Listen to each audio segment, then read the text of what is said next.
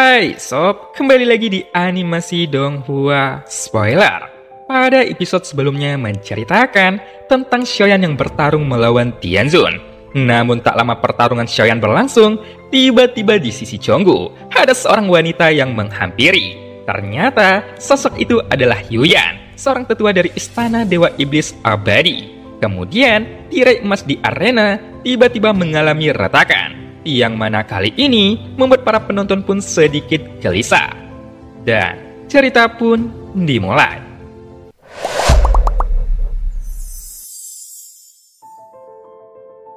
Setelah melihat keterampilan bertarung yang digunakan oleh Xiaoyan, Tianzun pun akhirnya mendapatkan jawaban.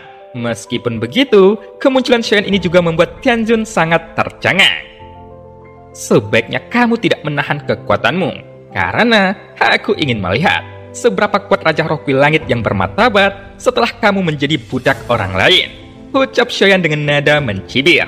Kemudian, lautan api yang terjalin dengan kilatan pun itu segera meletus dan menyebar keluar dari penguasa berat yang berada di tangan Xiaoyan. Apakah dengan mengandalkan kekuatan tubuh abadi, itu memberimu keberanian untuk melawanku?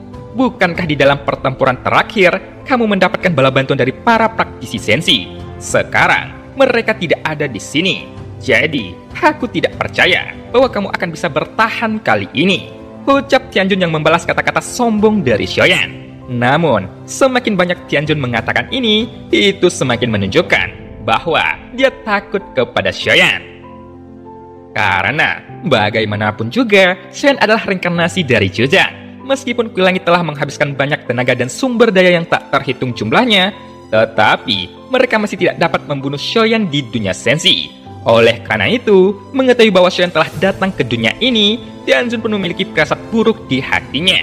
Karena jika Tianzun menghitung waktu dengan hati-hati, dia merasa karena Xiaoyan juga datang ke dunia Dewa Iblis Abadi, seharusnya dia juga memiliki tujuan yang sama dengannya. Kamu hanyalah sendirian sekarang, jadi kekuatan aku saja sudah cukup untuk membunuhmu, ucap Xiaoyan di balik topengnya. Namun, tatapan matanya berubah menjadi suram dan dipenuhi dengan niat membunuh yang kuat. Segera, sebuah kilatan cahaya biru samar pun terlihat di tubuh Tianzun. Meskipun aura cahaya biru yang terpancar di tubuhnya tidak terlalu banyak, namun Xiaoyan bisa merasakan penindasan yang sangat kuat. Sehingga, napas Xiaoyan pun terasa berat saat menghadapi tekanan tersebut. Selanjutnya, Tianzun pun melangkah maju dengan telapak kakinya. Jelas, dia ingin mengambil inisiatif untuk menyerang ke arah Xiaoyan terlebih dahulu. Namun, kekuatan Tianzun pun segera meningkat tajam, dan ada 3 garis merah muncul di belakang Xiaoyan untuk menariknya. Bagaimanapun, Tianzun tahu bahwa kecepatan Xiaoyan sangatlah cepat, dan dia sekarang telah menemukan cara untuk menahan Xiaoyan. Kemudian, sebuah tinju besar dari Tianzun pun langsung mengembun di atas Xiaoyan. Dan di bagian depan, bayangan tinju Tianzun pun yang berisi kekuatan yang mengerikan juga dipadatkan dengan tanda misterius. Jelas, pukulan Tianzun kali ini jauh lebih kuat daripada sebelumnya. Tepat ketika pukulan menyapu ke arah Xiaoyan dengan ganas, semua orang yang melihat pemandangan itu pun sangat ketakutan. Namun, tubuh Xiaoyan yang berada di tengah serangan tersebut, ekspresinya masih terlihat sangat tenang. Karena 3 garis merah yang berada di belakangnya hanya memberikan tekanan kepadanya. Tepat ketika bayangan tinju Tianzun menyelimuti Xiaoyan, sepertinya Xiaoyan tidak ingin menghindarinya sama sekali. Kemudian, sebuah sarung tangan roh pun tiba-tiba mengembun di telapak tangan Xiaoyan dengan cahaya keemasan. Selanjutnya, dengan cepat, Xiaoyan pun mengayunkan tinjunya untuk memblokir serangan Tianzun ke arahnya. Meskipun begitu, masih terlihat dengan jelas, tinju Tianzun masih lebih kuat. Bagaimanapun, kekuatan Tianzun berada di langkah ke-9 Kaisar Keabadian. Oleh karena itu, tiba-tiba tanda bintang pun langsung berkedap-kedip. Bahkan, tanda bintang 8 di antara alis Xiaoyan mulai bersinar. Hanya saja, itu belum sepenuhnya memadat. Itu menunjukkan bahwa Xiaoyan belum mampu sepenuhnya bisa menggunakan kekuatan Yuan Shen bintang 8. Segera, di bawah tinju Xiaoyan yang menderu, itu langsung meledak saat tinju tersebut bertabrakan dengan tinju Tianzun. Dan itu membuat dampak gelombang energi yang menakutkan. Di bawah dampak ledakan dari 2 kekuatan yang terus-menerus bertabrakan, cahaya emas pelindung pun mengeluarkan suara menderu. Dan itu membuat semua orang yang menonton pertandingan langsung dilanda dengan kepanikan. Karena meskipun arena pertarungan memiliki perlindungan, Tetapi, seluruh aula budak Ashura benar-benar bergetar hebat. Dan pada saat yang sama, di antara tatapan yang tak terhitung jumlahnya, setelah kedua tinju bertabrakan dengan keras, tiba-tiba, segel bayangan Tianjun pun itu berubah menjadi hujan cahaya yang tak terhitung jumlahnya. Seketika, itu berubah menjadi duri yang tajam, dan langsung menyapu ke arah Xiaoyan dengan ganas. Melihat pemandangan itu, mata Xiaoyan pun menatap serangan itu dengan tajam. Kemudian, ada lapisan awan gelap tebal di antara kepalanya. Bahkan, ada banyak kilatan guntur yang keluar. Terlepas dari cahaya duri tajam yang mendesing ke arahnya, Xiaoyan pun langsung mengeluarkan telapak tangannya ke depan sambil berteriak. "Tombak bencana!" ucap Xiaoyan. Jelas, senjata inilah yang diperoleh Xiaoyan saat dia melahap jantung guntur Houtian di aula penjara guntur. Sekarang, Xiaoyan dapat dengan sempurna mengeluarkan kekuatan inti guntur itu. Guntur itu pun menyapu turun. Lalu, Xiaoyan langsung menangkapnya dengan tangannya. Kemudian, dia melemparkannya ke arah Tianjun. Dan pada saat yang sama, cahaya duri tajam yang tak terhitung jumlahnya juga langsung menyelimuti Xiaoyan dengan ganas. Dan mereka berdua mengeluarkan kartu andalan masing-masing. Adapun kekuatan tombak pemecah bencana, itu juga memiliki kekuatan yang sangat mengerikan. Bahkan, Tianjun pun harus menghentikan dengan tangannya. Dan itu membuat kedua telapak tangan Tianjun pun berlumuran darah. Tepat ketika kilatan cahaya guntur menutupi seluruh tubuh Tianjun, tiba-tiba tombak pemecah bencana pun meledak. Kekuatan guntur menyelimuti tubuh Tianjun secara terus-menerus dan membuat tubuh Tianjun pun tidak dapat menahannya. Kemudian, tubuhnya pun tiba-tiba meledak. Darah dan daging pun terlihat. Segera, Tianjun pun mengangkat kepalanya untuk melihat Xiaoyan yang terbungkus oleh duri yang tajam. Dan pada saat yang sama, tempat Xiaoyan berada pun juga meledak dengan keras. Hanya saja, sosok Xiaoyan tidak berada di tempat tersebut. Yang tersisa hanyalah asap bekas ledakan dan seutas benang sutra yang berkedap-kedip. Melihat itu, pupil mata Tianjun pun tiba-tiba menyusut. Tianjun juga tidak lagi peduli dengan lukanya. Bahkan, ekspresi penuh tekad pun muncul di matanya. Meskipun kekuatan Xiaoyan benar-benar melebihi imajinasi Tianjun, tetapi dia tidak menyangka Xiaoyan bisa menghindari serangan dalam waktu sesingkat itu. Memikirkan hal ini, mata Tianjun pun acuh tak acuh, bahkan ekspresinya tetap tenang. Di bawah keterkejutannya, Tianjun pun tiba-tiba mengulurkan kedua tangannya. Kemudian, dengan cepat dia membuka telapak tangannya, lalu segera suara berdengung menyebar di seluruh arena. Dan pada saat berikutnya, tiba-tiba kegelapan menyebar. Ternyata, ini adalah domain dewa abadi milik Tianjun. Pada saat ini, Xiaoyan yang berada di domain dewa abadi Tianjun, ia merasa sangat aneh. Karena dia tidak dapat menggerakkan tubuhnya sama sekali. Seolah-olah dia ditekan secara paksa. Tepat ketika Xiaoyan mengangkat kepalanya, dia tidak dapat melihat apapun. Dikarenakan di sekelilingnya terlihat sangat gelap. Namun, di dalam domain dewa abadi Tianjun, sebuah patung emas raksasa pun muncul di depannya. Dan tubuh Xiaoyan sendiri sebenarnya berada di telapak tangan patung emas raksasa tersebut. Seolah-olah dia seperti nyamuk yang sewaktu-waktu bisa mati ditepuk oleh telapak tangannya. Di bawah kegelapan, tiba-tiba patung emas ini perlahan membuka jarinya. Sehingga Xiaoyan bisa melihat cahaya terang di sekelilingnya. Sialan, domain dewa abadi Tianjun telah mencapai tingkat seperti ini. Gumam Xiaoyan di dalam hatinya karena terkejut. Dia terlambat mengetahui bahwa ini adalah domain dewa abadi milik Tianjun. Sehingga keterkejutan di hati Xiaoyan tidak bisa mereda. Itu membuat Xiaoyan merasa sangat ketakutan, bahkan seluruh tubuhnya juga gemetar. Dan pada saat yang sama, telapak tangan patung emas raksasa lainnya juga segera muncul. Karena bentuk tubuhnya yang sangat luar biasa besarnya, bahkan jari-jarinya dapat menutupi langit dan matahari. Tangan itu langsung menyapu ke arah Xiaoyan. Melihat adegan ini, Xiaoyan pun sedikit mengerutkan keningnya. Kemudian, dia pun menjentikkan jarinya, sehingga nyala api 3 warna pun langsung menyebar. Bahkan, saling keterkaitan satu sama lain. Tidak hanya itu, ada juga guntur yang terkandung di dalamnya. Xiaoyan ingin menggunakan teratai api 3 warna, lalu menggabungkannya dengan 3 kekuatan inti guntur. Tetapi, ukuran teratai api Buddha Xiaoyan hanya sebesar telapak tangan patung itu. Meskipun tubuh abadimu sangat kuat, tetapi di dalam domain dewa abadiku, kamu hanyalah seekor semut, dan aku bahkan bisa membunuhmu dengan 1 jari, ucap Tianjun.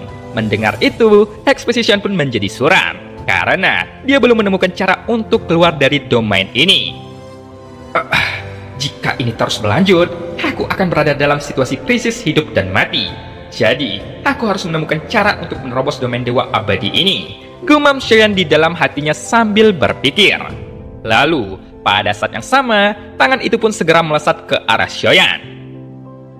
Apakah kamu tidak memiliki domain Dewa Abadi? Jika tidak, maka kekuatan kamu tidak cukup untuk menahannya. Walaupun kamu reinkarnasi dari Jusang, kamu akan mati di sini, ucap Tianjun. Mendengar itu, Xiaoyan pun tetap acuh tak acuh. Bagaimanapun, dia tidak bisa melarikan diri sekarang. Lagi pula, domain Dewa Abadi Tianjun lebih kuat daripada dirinya. Jadi, satu-satunya cara untuk memecahkan situasi ini adalah dia harus berjuang dengan keras. Jika tidak, situasinya mungkin akan menjadi lebih buruk. Segera, Xiaoyan pun melihat sosok raksasa emas di depannya. Dan pada akhirnya, Xiaoyan pun menyadari bahwa itu adalah jiwa-jiwa yang dijual. Meskipun begitu, Xiaoyan juga merasa jiwa-jiwa ini berbeda dengan jiwa-jiwa mati pada umumnya. Karena Xiaoyan dapat merasakan bahwa jiwa-jiwa ini masih hidup. Namun, Xiaoyan juga tidak tahu metode seperti apa yang digunakan oleh para Raja Roh untuk memenjarakan jiwa-jiwa ini. Sehingga, jiwa-jiwa ini malah menjadi domain Dewa Abadi. Jika tidak, mustahil bagi domain Dewa Abadi memiliki kekuatan sekuat itu. Bahkan, kekuatan jari ini pun itu sudah sangatlah kuat. Karena, meskipun Xiaoyan telah bergabung dengan avatar Yuan Shen, tetapi Xiaoyan masih bisa merasakan krisis kematian yang sangat kuat. Semenjak Xiaoyan berada di domain Dewa Abadi Tianjun, Xiaoyan tidak bisa menahan rasa sakit di dalam hatinya. Namun, bukan berarti Xiaoyan takut dengan Tianjun, tetapi yang ditakuti oleh Xiaoyan adalah metode yang digunakan oleh Tianjun.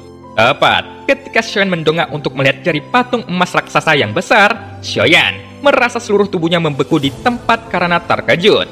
Memikirkan hal ini, Xiaoyan juga mengerti. Jika dia ingin bertahan dari serangan tersebut, maka Xiaoyan harus menggunakan kekuatan yang lebih kuat untuk melawan. Lalu, pada saat yang sama, di bawah tekanan yang mengerikan seperti itu, jubah hitam yang dikenakan Xiaoyan juga sedang merasakan krisis. Dia langsung berubah ke dalam mode tempur dan langsung menyelimuti seluruh tubuh Xiaoyan untuk melindungi tuannya. Kemudian, Xiaoyan pun mengangkat tangannya. Nyala api 3 warna yang berbeda pun melonjak dengan liar. Kali ini, Xiaoyan dengan terburu-buru menggunakan domain Dewa Api. Namun, luas wilayah domain Dewa Apinya hanya mencakup telapak tangan patung emas.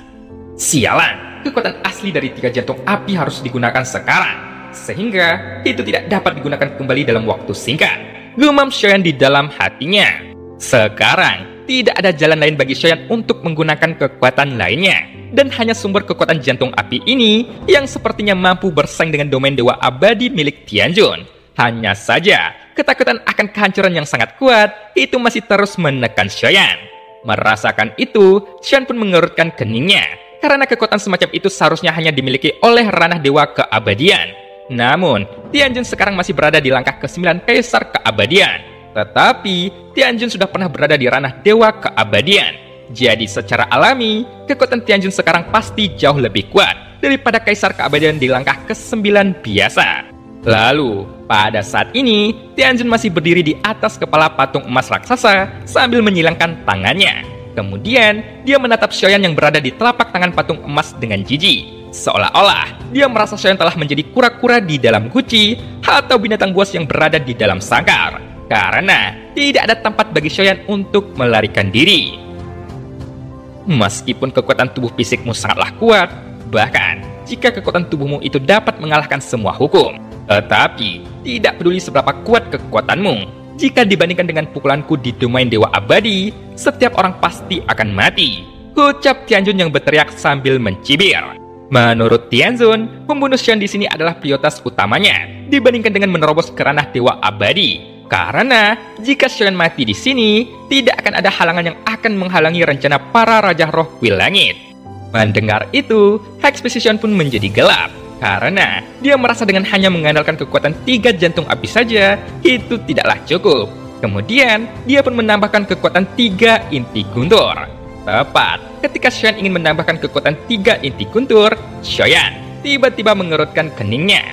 Karena kekuatan yang terkandung di dalam domain Dewa Abadinya itu telah melebihi beban yang bisa ditanggung olehnya. Namun, Xiaoyan tidak punya pilihan yang lain. Jadi, dia hanya bisa meningkatkan kekuatan domain Dewa Api ke tingkat yang belum pernah terjadi sebelumnya. Bagaimanapun, kekuatan asli dari 3 jantung api itu sudah sangatlah kuat. Sekarang, teratai api yang dibentuk oleh jantung api 3 warna ini bukanlah teratai api kemarahan Buddha biasa, dan itu berada di alam Dewa Abadi Shoyan. Setelah itu, Shoyan pun langsung menggerakkan pikirannya. Kemudian, kekuatan asli dari 3 inti guntur pun segera melonjak dengan gila-gilaan. Hanya saja, inti guntur ekstrim tidak mau membantu Shoyan. "Jika kamu menolak untuk membantuku, sebaiknya kamu keluar dari tubuhku," ucap Shoyan yang berteriak dengan marah kepada jantung guntur ekstrim. Setelah jantung guntur ekstrim merasakan kemarahan Shoyan, dia pun dengan cepat berhenti melawan. Kemudian, semua kekuatan guntur melonjak langsung dengan ganas, sehingga kekuatan teratai domain Dewa Api Shoyan pun tiba-tiba melonjak lagi, dan langsung menutupi seluruh telapak tangan raksasa emas. Lalu, pada saat yang sama, tiba-tiba jari raksasa itu juga jatuh menghantam teratai api Shoyan. Dan tabrakan ini adalah kekuatan antara 2 domain Dewa Abadi, sehingga terjadi ledakan dahsyat saat jari emas raksasa menyentuh teratai api. Ledakan itu pun mengakibatkan dampak energi yang mengerikan. Meskipun teratai api Shoyan tidak sebesar patung emas Tianzun, tetapi kekuatan yang terkandung di dalamnya mengandung 6 jenis kekuatan, yaitu 3 inti api dan 3 inti guntur. Jadi, kekuatannya tidak dapat dibayangkan. Untungnya, saat kedua kekuatan ini bertabrakan, mereka berada di dalam domain Dewa Abadi, sehingga dampak kekuatan ini tidak akan menyebar keluar. Jika tidak, dengan kekuatan mengerikan seperti itu sudah cukup untuk menghancurkan sebuah bintang dan juga ruang kehampaan. Pada saat ini, kekuatan keduanya terus bertabrakan dengan keras. Melihat pemandangan itu, pupil mata Tianjun yang berada di atas kepala patung emas pun tiba-tiba menyusut. "Bajingan, bagaimana ini bisa terjadi? Mengapa dia bisa memiliki kekuatan yang setara dengan kekuatan jiwaku? Ini tidak mungkin," ucap Tianjun yang berteriak dengan keras. Ekspresinya dipenuhi dengan keterkejutan. Di bawah ledakan, jari emas raksasa pun bergetar hebat. Saat berikutnya, wajah Tianjun pun menjadi suram. Dia segera menekan jari-jarinya lagi, kemudian itu berubah menjadi telapak tangan. Dia berencana untuk menepuk Shoyan dengan kedua telapak tangan emas raksasa untuk menghancurkan Shoyan. Tepat ketika telapak tangan raksasa itu jatuh, domain Dewa Api Shoyan pun masih berjuang untuk menahannya. Meskipun Shoyan sendiri tidak tahu apakah domain Dewa Abadinya bisa menahan kekuatan telapak tangan emas raksasa itu. Bagaimanapun, jika Tianjun mampu membentuk domain abadi dengan kekuatan sebesar itu, Shoyan tidak dapat memperkirakan berapa banyak jiwa yang dipenjara oleh Tianjun. Namun, tidak ada gunanya memikirkan hal ini, dan Shoyan hanya bisa melakukan yang terbaik untuk melawannya. Detik berikutnya, terdengar jeritan yang tak terhitung jumlahnya saat kedua kekuatan ini bertabrakan. Karena saat kedua kekuatan dahsyat ini bertabrakan, jiwa-jiwa itu juga merasakan kesakitan. Orang-orang yang menjual jiwa mereka juga merasakan kesakitan, dan banyak kematian yang terjadi secara tiba-tiba. Bahkan, mereka tidak tahu apa yang sebenarnya terjadi. Tianjun tahu bahwa dia akan membayar harga yang sangat mahal untuk menggunakan domain Dewa Abadi ini. Tetapi, selama dia bisa membunuh Shoyan yang merupakan reinkarnasi dari Jusang, dia pasti tidak akan segan-segan untuk melakukan hal itu. Saat ini, ledakan keras terus bergema. Sekarang, cahaya keemasan meledak menyelimuti lautan api dan guntur yang saling terkait di dalam domain Dewa Abadi dari keduanya, secara bertahap meningkatkan kekuatan mereka.